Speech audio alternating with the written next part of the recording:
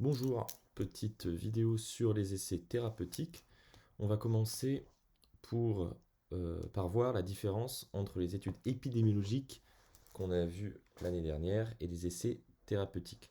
Les études épidémiologiques sont des études observationnelles. Ça veut dire qu'on va regarder dans un échantillon euh, l'association entre un facteur d'exposition et un événement, mais le tout sans intervenir sur ce facteur d'exposition. Ça veut dire que les patients sont naturellement exposés à ce facteur. Donc, dans ces conditions, on ne peut pas argumenter une causalité. C'est-à-dire qu'on ne peut pas dire qu'un facteur d'exposition va causer un événement. Mais par contre, on peut dire que ce facteur d'exposition est un facteur de risque et on peut argumenter sur une causalité éventuelle grâce au critère de Bradford-Hill. Donc, si dans ces études épidémiologiques on parlait de causalité, ce serait un biais d'assignation, parce qu'on assignerait du coup une causalité à une association qui n'en est pas une, le tout parce qu'il n'y a pas de randomisation. Et justement, dans les essais thérapeutiques, on va mettre en place une randomisation, et cette randomisation va permettre de mettre en évidence une causalité. C'est un critère qui est indispensable, puisque la randomisation va permettre de mettre chaque patient de manière aléatoire dans un groupe ou dans un autre, et ainsi ça va éviter de nombreux biais, notamment les biais de confusion qu'on peut plus facilement retrouver dans des études observationnelles épidémiologiques, parce que on ne choisit pas dans quel groupe se trouvent les patients. Donc la randomisation, en l'occurrence, il y a différentes manières de la faire. Sans rentrer dans les détails, elle peut être simple, stratifiée. Donc stratifié, ça veut dire qu'on va quand même demander à ce que dans chaque groupe, certains présentent différents critères. Enfin, par exemple, dans un groupe, il faut qu'il y en ait tant qui soient dans une ville et tant qui soient dans une autre ville pour que ce soit équilibré, par exemple, entre les centres. Ça peut être une permutation, ça veut dire qu'en fait, on va créer des patterns, par exemple, en disant ça va être groupe BABA, puis après on va faire des AABB, etc. C'est-à-dire qu'on va assigner les patients selon un pattern. Voilà. Et après, il y a la minimisation, mais ça, c'est pas au programme pour l'instant. Ensuite, deuxième chose qu'on va faire sur les étapes thérapeutiques, on va faire en sorte que ce soit en aveugle pour que ça évite un biais de suivi.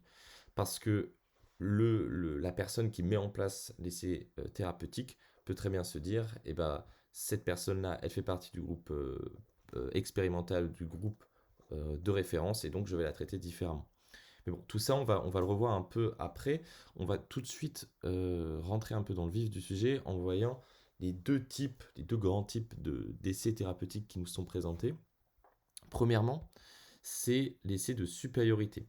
Alors, l'essai de supériorité, c'est, pour faire simple, on va dire qu'un groupe est supérieur à un autre. C'est-à-dire si par exemple on a le groupe A qui est le groupe médicament et le groupe B qui est le groupe placebo, on va par exemple dire que le groupe A est supérieur au groupe B ou que le groupe B est supérieur au groupe A. Mais un peu pour comprendre ce qu'on va justement formuler comme hypothèse, on va revenir un petit peu sur certaines définitions. Donc, qu'est-ce que c'est que H0? H0, c'est l'hypothèse nulle. Ça veut dire que entre votre groupe A et votre groupe B, vous allez avoir aucune différence que vous allez mettre en évidence. Et ensuite, on a l'hypothèse alternative. Alors, on a deux choix globalement pour faire les hypothèses alternatives. Et c'est ce que vous avez ici sur la diapositive. C'est que soit vous dites qu'il est unilatéral, ça veut dire vous allez seulement dire que le groupe B est supérieur au groupe A ou que le groupe A est supérieur au groupe B, ou alors vous allez dire que votre test est bilatéral. En gros, vous allez accepter comme hypothèse alternative que le groupe A est supérieur au groupe B ou que le groupe B est supérieur au groupe A. Donc, le problème du test unilatéral, eh ben, on peut en distinguer deux principaux. C'est que le premier, le plus évident, c'est que si vous dites je veux montrer que le groupe A est supérieur au groupe B et qu'au final vous vous rendez compte que le groupe B est supérieur au groupe A, vous ne pourrez pas conclure au risque alpha que vous avez fixé a priori. Et deuxièmement, ce sont des études qui demandent plus de sujets, ces études unilatérales, donc qui sont plus coûteuses.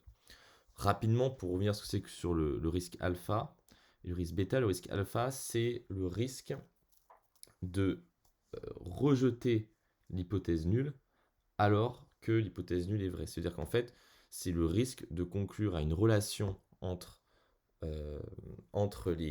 relation donc de causalité quelconque, alors qu'il n'y en a pas. Et on veut surtout pas que ça se produise, du coup on va minimiser ce risque au minimum, donc par exemple à 5%. Enfin 5% c'est même la référence. Après, vous avez le groupe bêta qui est l'inverse, c'est-à-dire que le risque de conclure au fait qu'il n'y a pas de relation de relations, alors qu'en fait il y en avait une. Mais ça, à la rigueur, on préfère cette situation que dire il y a une relation alors qu'il n'y en a pas. Mais bon, ça, je vous renvoie sur les notions de l'année dernière qui expliquaient un petit peu tout ça. Donc, juste ce qu'il faut retenir, c'est que dans les essais de supériorité, on va préférer les tests bilatéraux pour les raisons que j'ai citées. Ensuite, on a les essais de non-infériorité. Les essais de non-infériorité, l'objectif, c'est de montrer qu'un groupe n'est pas trop inférieur au groupe de référence. C'est-à-dire qu'en fait, vous allez avoir un nouveau traitement et un ancien traitement. Et ce nouveau traitement, vous voulez montrer qu'il est plus ou moins équivalent. Et ce plus ou moins équivalent, ça veut dire qu'il n'est pas inférieur. En fait, l'équivalence, c'est ce qu'on voudrait montrer dans l'absolu, mais c'est impossible de montrer l'équivalence. Ça, c'est quelque chose d'important. Parce que si on voulait montrer l'équivalence, ce serait un essai de non-infériorité bilatérale, et c'est un concept purement statistique. Donc, ce qu'on va faire à la place, c'est qu'on va montrer une équivalence, mais à une marge près, une marge delta. En fait, on va montrer que les groupes sont à peu près équivalents. Donc, on va faire une différence de risque entre les deux groupes, c'est-à-dire que le groupe nouveau traitement et le groupe ancien traitement, on va regarder le risque, par exemple, d'apparition de la maladie, et on va faire une différence de risque. Si cette différence de risque, elle se trouve dans l'intervalle qui montre que ça peut être légèrement inférieur, mais jusqu'à un certain seuil, c'est-à-dire ce seuil delta, eh bien, on va pouvoir satisfaire nos critères. Bon, quelques éléments quand même sur cette marge delta, comment est-ce qu'on l'a choisie, à quoi elle correspond, etc. La marge delta, ça correspond à la perte d'efficacité acceptable, et donc consentie. Donc on va choisir a priori quand on va faire le test, bien sûr. Donc, globalement, on va se dire que ça ne doit pas permettre de perdre 25 à 50% des effets de la référence par rapport au placebo. Donc, pour illustrer un petit peu cette notion, si, par exemple, vous calculez que avec le traitement de référence, vous avez un échec à 5%, et que avec le nouveau traitement, alors j'ai dit placebo, mais en fait, c'est pas un nouveau traitement, peu importe, mais on va dire nouveau traitement plutôt, si vous avez un échec de 5% sur la référence et de 9% avec le nouveau traitement, vous allez faire une différence d'efficacité qui est de 4%. Et si vous voulez, du coup, pas perdre plus de 50% de la différence d'efficacité, il va falloir choisir une marge à 2%, donc la moitié de 4%, et 25%, ce sera du coup le quart de 4%, donc 1%. Bon, je ne sais pas si c'est forcément très clair, mais en gros, on calcule cette marge de manière à ce que la différence d'efficacité entre le nouveau et l'ancien traitement ne soit pas trop grande. Parce que si jamais vous permettez, entre guillemets, qu'il y ait 100% de différence d'efficacité entre l'ancien traitement et le nouveau traitement, c'est un peu exagéré. Du coup, on va fixer ça à 25-50%. Donc, on va d'ailleurs préférer exprimer cette marge delta en risque relatif plutôt qu'en différence absolue. Pourquoi? Parce que si par exemple, vous trouvez qu'il y a le nouveau traitement, c'est 5% et que l'ancien traitement, c'est 6%. Vous avez dit en différence absolue, il y a 1%. Mais en risque relatif, vous faites entre 6 et 5, il y a 20% de différence. Et alors que si c'était entre 10 et 9, ce serait un nombre qui serait différent. Ça permet en fait de prendre en compte les incidences qui sont observées. Donc, on va préférer exprimer delta en risque relatif plutôt qu'en différence absolue. Donc, un autre critère important dans ces essais de non-infériorité, c'est qu'il faut que le nouveau traitement soit plus efficace que le placebo. C'est-à-dire que, bon, il est non inférieur à l'ancien traitement, mais bon, il faut quand même qu'il ait une petite efficacité. Et ce delta, pour finir, il est choisi par analyse de la littérature. C'est-à-dire qu'on va regarder dans la littérature scientifique ce qu'ils disent par rapport aux études, par rapport à ce type d'études, et on va voir que ce serait ce seuil-là qui serait le plus adapté.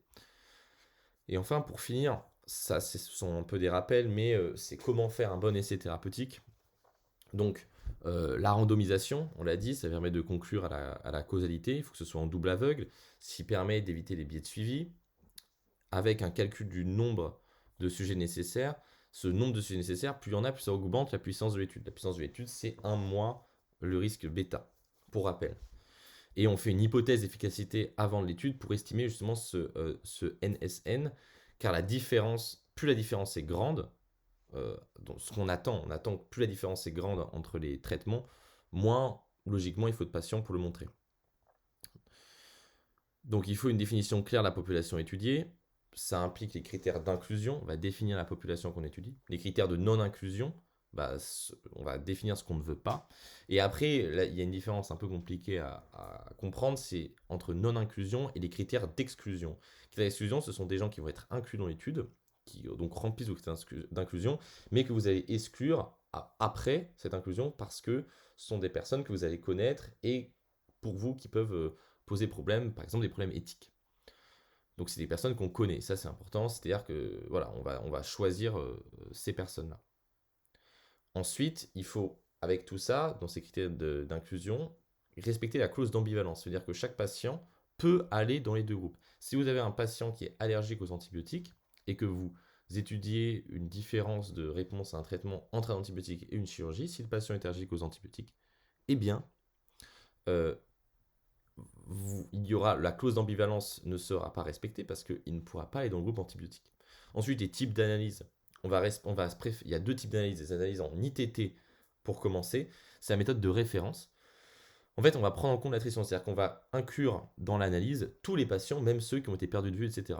Et les patients qui ont été perdus de vue, parfois on va faire une hypothèse de biais maximum, c'est-à-dire qu'on va dire ces patients on les a perdus de vue, mais non seulement on les a perdus de vue, mais en fait on va considérer que la pire chose leur est arrivée. Comme ça au moins on est dans l'hypothèse la plus pessimiste et ça permet ça permet donc de sous-estimer un petit peu l'effet du traitement et en sous-estimant l'effet du traitement, si jamais on montre du coup une relation, c'est-à-dire que ce traitement-là, il est meilleur que la référence, si on montre une relation, eh bien, ça va avoir beaucoup plus de valeur.